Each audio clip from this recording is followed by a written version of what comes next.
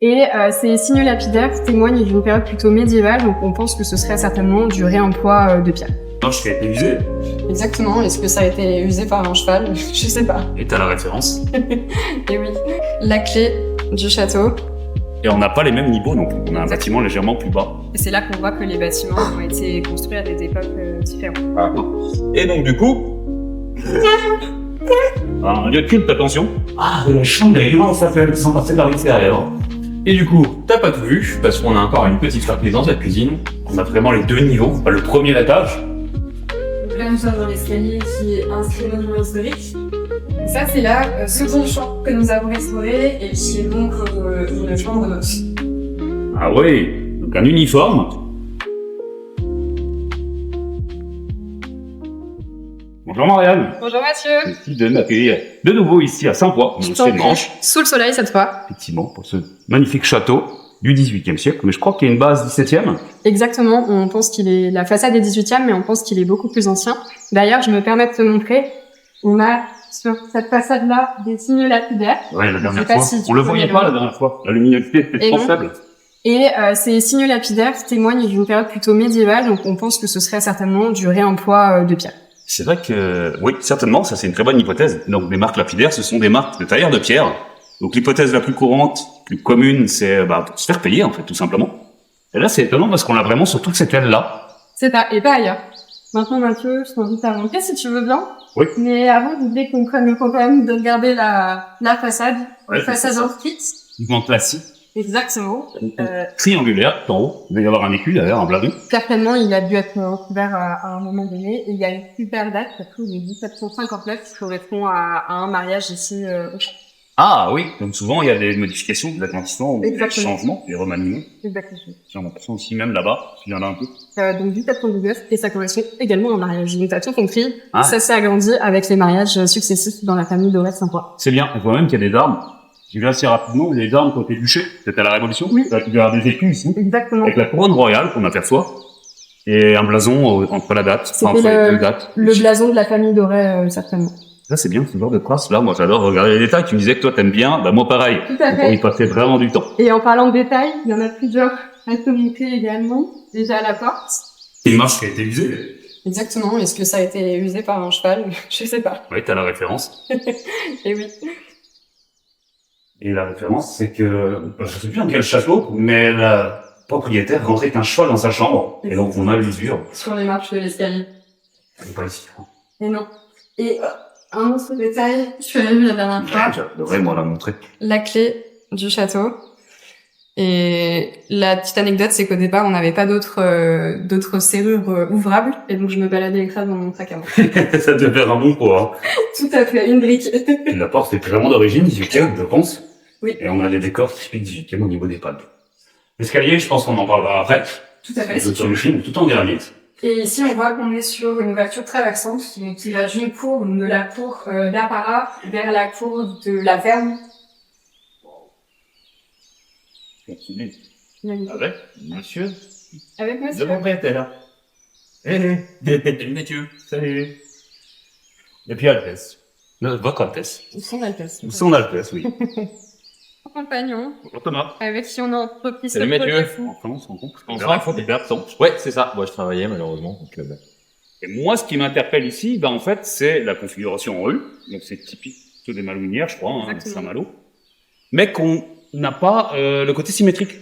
Parce qu'il y a un côté plus long que l'autre. Enfin, là, c'est un peu plus long, je crois, qu'ici. Et on n'a pas les mêmes niveaux, donc on a un bâtiment légèrement plus bas. Et c'est là qu'on voit que les bâtiments ont été construits à des époques différentes. Ah. Donc, encore une fois, il y a eu des remaniements. C'est au niveau de l'occasion des mariages, justement, les deux. Exactement. C'est ça qui est intéressant quand on arrive à lire ce genre de choses. Et maintenant que vous êtes là, moi j'ai une petite surprise pour toi. Enfin, on a une petite surprise pour toi. On va s'emmener vers la chapelle. Oui. Donc, du coup, a priori, plutôt 19e. Avec le comité d'accueil, il y a deux Oui. ans. Ils sont toujours pas mal. Bah, la table est plus colique, c'est chouette. C'est ferme, en fait, parce qu'on a un super point de vue aussi là-bas. Sur la maison, sur la ferme. Ouais. Moi, je trouve que dès qu'on arrive dans la cour, c'est génial. C'est vraiment très beau. Ah bah, Certainement l'ancienne maison de Gardin. Elle serait complètement chaude, bah, voilà. Ah, ce serait royal. Ça serait vraiment le petit côté super bucolique. Et donc, du coup, Un lieu de culte, attention. Mettons son signe de croix. ouais.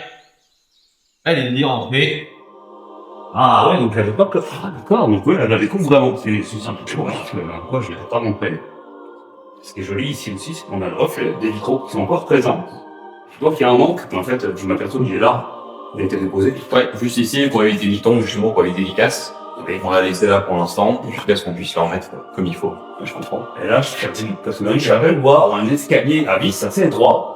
Monter à l'étage, voilà, qu'est-ce que c'est là-haut? Et vers là-haut, on a les grands couloirs au second étage, et ça permettait effectivement de passer de la chambre directement. Ah, de la chambre directement à la chapelle, sans passer par l'extérieur. C'est vraiment atypique, hein, j'ai jamais vu ça ailleurs. Enfin, vraiment, je sais pas, si vous... Encore quelque chose d'exceptionnel au château de Sèvres. Ouais, c'est vrai, du coup. Est-ce qu'on peut donc continuer un petit peu par là? Parce que moi, c'est que je suis tenté de pouvoir m'entendre. Je sais pas, je suis vachement tenté de l'emprunter aussi, mais on n'a pas arrêté. Ah, c'est pas possible. Ok. Donc, pour une prochaine fois. Carrément. Bon, on va passer par la cuisine, du coup, vu qu'on va passer par l'escalier. Ok, je te laisse fermer. Je ferme. On a un perron, donc est-ce que la cour... Ça a été vraiment fait, c'est volontairement un petit peu plus haut. Bah, on se demande s'il y aurait pas quelque chose sous la chapelle, parce qu'on voit qu'on est très haut. Oui. C'est une possibilité. Ouais, non? Le trésor. Oui, là, une crypte plutôt pour une chapelle. Une crypte. On aimerait bien découvrir des choses. Là, encore une date, ouais, 1763. Voilà. C'est vraiment des marques, vraiment de date. C'est partout. C'est la dernière pierre datée qu'on a, et par contre, ici, on retrouve le signe lapidaire qu'on parlait tout à l'heure. Ah, des hauts. Ouais, plutôt des hauts, des Des zéros. hauts. Il y en a deux, un là et un à côté. Très bien. Et un P. Non. Ah oui, effectivement. Ça, vous voyez, pour découvrir, comme si je faisais une visite pour, comme si je faisais une visite pour acheter, c'est ça? Ah ouais. Non, vous venez d'acheter, c'est vous, là, c'est plus moi, hein. Je suis déjà trop vieux. Non, mais tu vois, la cuisine est vendeuse, quand même. Voilà. Et il me semble que j'y étais venu, moi, il y a quelques temps, pour une visite privée. Ouais. Parce que le potager, bah, t'es là. C'est vraiment une pièce centrale, vraiment, en place centrale pour le coup, dans les deux cas. Bah, vraiment, parce que ça prend de la place, c'est vraiment au centre de la pièce, et une superbe cheminée. Et qui me paraît plus ancienne, non? Elle serait pas plus ancienne que 18e? Elle pourrait être 17e. Parce qu'elle est monumentale, hein, clairement. Exactement. Là, tu peux y mettre vraiment un forcelet entier. On a mis un bouton déjà. Ouais. Ah ouais. Vraiment impressionnant, quoi. Ouais, c'est très chouette. Et du coup, t'as pas tout vu, parce qu'on a encore une petite surprise dans cette cuisine, un vieux mécanisme pour actionner la broche. Oh, avec un poids, en fait, que tu lèves. Ouais, c'est ça. Et une fois que tu le mets, Ouais, ça tourne la broche qui est à côté. c'est ça. J'avais jamais vu ça avant non plus. C'est génial. Début 20e, non, ce genre de choses. Ou fin, peut-être Napoléon III, fin 19e, non? C'est une très bonne question. Mais en plus, quand tu le montes vraiment tout en haut, là, tu vas avoir une autonomie de peut-être 10 minutes, non? On l'a jamais remonté juste en haut, mais Ça met un peu de sens. Il y a une juste le poids. On fait un poids en pierre et un poids en métal. et il y en a même un autre, on a un autre petit poids à peu près comme ça qu'on peut rajouter si jamais on est vraiment très lourd. Ouais, pour réduire aussi peut-être la vitesse de Ouais. descente. C'est ça. Oh, vraiment, bon. Je suis impressionné. Et ben donc du coup ici on a aussi la pièce maîtresse comme tu disais, le potager, qui est absolument splendide. Donc le potager qui aujourd'hui je pense que t'en trouves plus beaucoup qui sont aussi grands que ça et aussi bien conservés. Non, souvent je les vois moi dans les éveils de fenêtres, vraiment l'embrasure de la fenêtre. Ouais, t'en vois des petits, enfin Ouais, des morceaux c'est ça. ou qui font la moitié. Je crois qu'on en avait vu un qui faisait à peu près la moitié de ça, mais pas plus que Là, on a vraiment 8 feux en fait. Ouais. Donc c'est fait pour préchauffer les potages. Ouais, c'est ça. La sauce. Tu mettais ton petit charbon là-dedans, là, et puis tu gardais ça au chaud. Aujourd'hui, on a une table en aluminium avec une vitre Ouais. cachée un petit peu, mais c'est vraiment ce qu'il y a en dessous. Enfin, l'image, je sais pas si ça rend bien, je sais pas si tu vois bien, Fred. Effectivement, c'est assez exceptionnel. Souvent, c'est double seulement, alors on en a 8. Ouais, là il est grand, et puis surtout, moi, un jour, j'aimerais bien m'en servir pour de vrai. Ce serait génial. Et puis, bah, c'est en adéquation avec la cheminée, en fait, c'était fait pour recevoir. Ouais, Complètement impressionné, mais aussi dans un peu d'apparat pour vraiment recevoir beaucoup de Ouais, contenu. et puis tu cuisais tout là-dedans, et puis après, hop, tu mettais ça sur tes réchauds, et puis après, hop, tu redispatchais ça, tu faisais tes soupes, et puis c'était parti pour dispatcher partout. Et là, c'est vraiment exceptionnel, effectivement, par le côté impressionnant, monumental, en fait, de cette pièce. Et bah, on va se rediriger vers l'escalier, cette fois, Mathieu. D'accord, on a Et le on temps va d'arriver. aller voir l'étage. Alors, on retrouve la lumière. Vu qu'on a un intérieur, je range ma bonnette pour un son de meilleure qualité. C'est filmé en 4K, mais là, on va avoir un son HD. Qui Dolby, c'est rare, donc, peut-être, je ne sais pas. Et donc là, on a un volume. On a vraiment les deux niveaux. Enfin, le premier étage. Et Ah, aussi, c'est bien différent. sûr, les chambres de base. Donc là, nous sommes dans l'escalier qui est inscrit monument historique et qui dessert toutes les chambres du premier étage. Bon, Et dedans, dans ces chambres-là, on en a restauré 3 qui nous servent de chambres d'hôtes. très bien. On va aller découvrir si tu le souhaites. Oui, bien sûr. Ça m'intéresse fortement. Enfin, je vais redécouvrir, parce que je suis déjà venu, moi, dans les quelques mois. On l'a vu, il y a eu des aménagements. Tout à fait, il y en a une qui n'est pas du tout aménagée encore, comme on a terminé, donc tu vas pouvoir... Oui, tu l'as pas vu très prochainement. Oui, le 7 mai. Et là, on arrive au niveau de la galerie qui dessert toute la pièce. Exactement, la coursive qui fait tout le tour du château. Typique, t'appelles ça une coursive, comme un château médiéval? Ouais. J'appelle ça Je une sais. galerie, moi. Je Une sais galerie pas qui si c'est dessert, pour- normalement, c'est sur le plan 18e, hein. Normalement, t'as une galerie, soit à l'avant, qui dessert toutes les pièces de l'étage. Parce qu'on est sur les pièces d'apparat, normalement, en bas. Là, ça ce fait serait les deux plutôt, dimanches. là, ce serait plutôt premier étage, pièce d'abord. C'est comment? Je suis accueilli un peu comme un marquis. Ouais, il faut Bien, bien une ouais. résidence de marquis, en fait. C'est ça. On a un petit domaine de 5 poids. D'accord. Et moi, je suis impressionné, par exemple, dans la longueur, hein, parce qu'il doit y avoir peut-être une vingtaine de mètres sur cette longueur. Ouais, facilement, je pense. Et toute la coursive doit faire à peu près une soixantaine de mètres. Peut-être c'est là. Et du coup, toutes les chambres sont desservies. Du premier, là, dans cette coursive. Ouais, c'est pas moi le lit. Oh là, une belle perspective encore, après le virage. Et en face, on retrouve la porte qui mène à la chapelle. Ah oui, donc la fameuse, vous n'avez pas encore la clé. Tout D'accord, ouais, ça permettait effectivement un accès direct sans passer par l'extérieur de ce colorant. C'est ça. Et du coup, collé à la fameuse chambre de la chapelle. Ah, d'accord, d'où son nom. Donc ça, c'est la seconde chambre que nous avons restaurée et qui est donc une chambre d'hôte. D'accord. Le lit a l'air d'être vraiment 18e. Ouais, on est sur la fin 18e, début 19e, peut-être directoire, mais je pense qu'il n'est pas français, il doit y avoir des influences anglaises ou belges. Ça prend les codes du classicisme, en fait, avec Tout à fait. la colonne cambiale, chapitre corinthien, puis une tête de lion. Exactement. Donc on voit bien la transition entre le 18e et le 19e. La tête comme Louis XIV n'arrête pas fort. Ouais. Super commode que j'ai chiné alors qu'on n'avait même pas encore le château, et pour l'anecdote, je l'ai acheté dans une ressourcerie, elle m'a coûté 70 €. Ouais, votre Altesse a confirmé, en étant derrière la porte. Elle la voulait, elle va venir avec nous. Ah, voilà. Ouais, c'est génial, là, vraiment, après une bonne ambiance chaleureuse, et puis aujourd'hui, avec le soleil, Ouais. ben, on a une très belle luminosité. Tout à fait. Et on a la vue sur la cour intérieure du château. Très bien. Avec ici, ben, une pièce, La pièce d'eau. ok. Du coup, on se dirige vers l'autre aile. Oui, de l'autre côté, avec la dernière chambre qu'on va restaurer, la chambre chinoise. Ah, donc il y a différents styles aussi.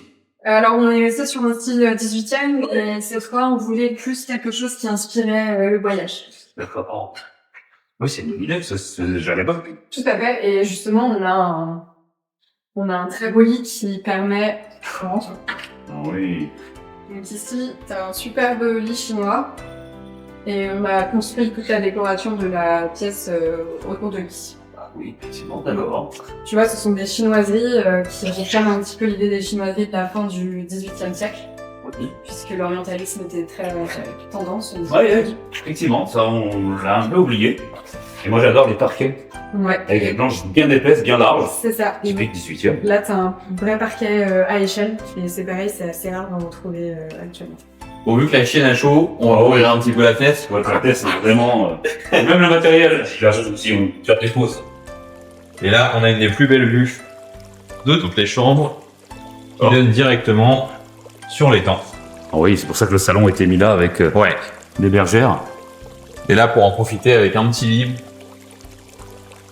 C'est vraiment bien. En plus, on a un bruit, des coulements d'eau, une cascade. Ouais, on a une petite cascade qui est juste en bas là-bas, à côté de l'ancien moulin qui appartenait au château. Oui. Et, Et la dernière fois, on a vu ça. Ouais, bah oui, je crois que vous en aviez parlé. Et du coup, il y a le petit moulin ancien avec la petite cascade qui arrive avec la rivière qui découle de l'étang. Ouais. Première chambre qu'on a restaurée, et c'est une chambre familiale. Si. D'accord. Ah, mais là, ça sent bon, mon Fred, ça te plairait. Ah, ici. Je fais un saut. Là, on est dans la suite du moulin. Parce qu'on a vu justement sur l'ancien moulin du château. Ah oui. Très tout à l'heure. On entend, en fait. Qu'on entend, exactement. Donc la même chose, t'as une super vue un peu sympa, t'as un peu de l'hybride. Ouais. T'as en même temps une petite partie de l'étang, t'as la vue sur le moulin avec la petite cascade. Et du coup, si tu prends les deux autres, enfin l'autre chambre avec les deux lits simples, t'as la vue sur la cour. Donc t'as vraiment toutes les... Tu peux vraiment tout voir du château. Ouais, effectivement, il y a 3 ambiances différentes. Là, c'est très spacieux. Mais c'est beaucoup plus bas, parce qu'on est Oui. sur la partie la plus ancienne, Ah oui. et également celle qu'on voulait le plus cosy. Ouais, je c'est comprends. pour ça qu'on est resté sur le ton blanc. Ça fait un bel effet cocon. Oui, tout à fait. Oui, 3 ambiances vraiment différentes. là, c'est une suite puisqu'on a la partie chambre adulte et la partie chambre enfant. D'accord. Ah oui, avec 2 lits, une personne en fait. Tout à fait. Enfant ou ami, parce que du coup les Oui. lits sont largement assez grands pour accommoder un peu. Oui, clairement pour un adulte, parce qu'il y a vraiment une longueur quand même. Et ici t'as des fenêtres qui sont assez chouettes. Ouais, un battant. Ah bah attends.